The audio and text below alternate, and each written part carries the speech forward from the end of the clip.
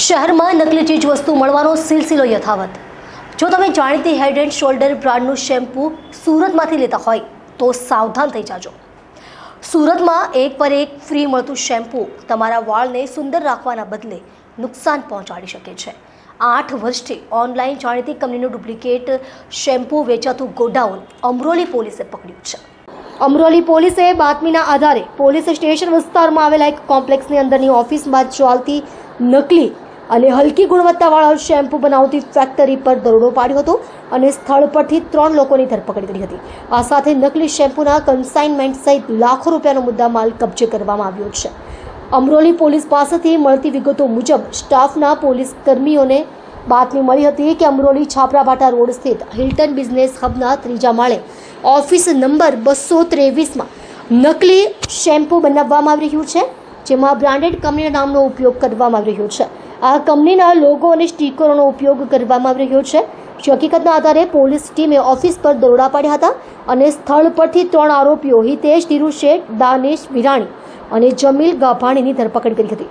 ઉપરોક્ત 3 આરોપીઓ સાથે મળીને બ્રાન્ડેડ કંપનીના નામ અને સાહિત્યનો ઉપયોગ કરીને ઓફિસની અંદર નકલી અને હલકી ગુણવત્તાવાળા શેમ્પૂ બનાવતા હતા। તેમાંથી પોલીસે તેમની પાસેથી 16,36,000 રૂપિયાનો નકલી માલ કબજે કર્યો છે। આ આરોપીઓ વિરુદ્ધ ગુનો નોંધી આગળની કાર્યવાહી શરૂ કરી છે।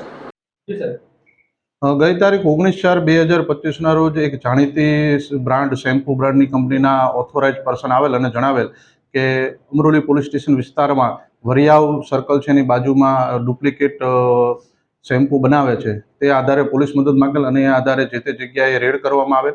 આ જગ્યાએથી કુલ જાણીતી બ્રાન્ડ જે શેમ્પૂ છે એના 16 લાખનો મુદ્દામાલ મળી આવેલ છે। એમાં સ્ટીકર લગાવવાનું મશીન છે, જે શેમ્પૂ છે એની બોટલો, એ તમામ મળીને કુલ 16 લાખનો મુદ્દામાલ કબજે કરેલ છે। કુલ 3 આરોપીઓની ધરપકડ કરવામાં આવેલ છે, જેમાં એક જે કામ કરનાર મજૂર છે એની અને 2 માલિકની ધરપકડ કરવામાં આવેલ છે। કઈ રીતના શેમ્પૂ છે તે પ્રોડક્શન કરતા હતા અને કઈ રીતે બજારમાં વેચતા હતા, ક્યાં આ જે લોકો છે ત્યાં વરિયાવ ખાતે એક હબ બનાવેલું છે, એમાં જે જાણીતી કંપની છે એના સ્ટીકર બનાવતા અને બીજી જગ્યાએ શેમ્પૂ બનાવી અને ફ્લિપકાર્ટ દ્વારા ઓનલાઈન વેચાણ અલગ અલગ જે છે એના દ્વારા બનાવતા હતા। અહીંયા 2 મહિનાથી ચાલુ છે અને આમ કુલ 7-8 વર્ષથી આ લોકો આ રીતનો ધંધો કરતા હોય એવું જાણવા મળેલ છે। કેવી રીતે સમગ્ર આ રેકેટ બહાર આવ્યું અને અસલી અને નકલીમાં શું તફાવત છે? જે દરેક ઓથોરાઇઝ પર્સન રાખેલા હોય છે જાણીતી કંપનીઓ બ્રાન્ડવાળા, એ લોકો આવી રીતે માહિતી મેળવતા હોય છે। એમને માહિતી મળેલ કે આ જગ્યાએ આ રીતે નકલી શેમ્પૂ બનાવેલ છે, જેથી એમની બાતમી આધારે રેડ પાડવામાં આવેલી। તે લોકો બોટલ બનાવી એની ઉપર કંપનીના સ્ટીકર લગાવી દેતા અને જે નકલી માલ છે એને અસલી તરીકે વેચતા હતા। સર, કેવી રીતના આપણે પરખી શકીએ કે આ અસલી છે કે આ નકલી છે? આ લોકો પાસે જે બેચ નંબર હોય છે એના અમુક QR હોય છે, એ બેચ નંબર આધારે તેઓને ખ્યાલ આવે કે આ નકલી માલ બજારમાં વેચાઈ રહેલો છે।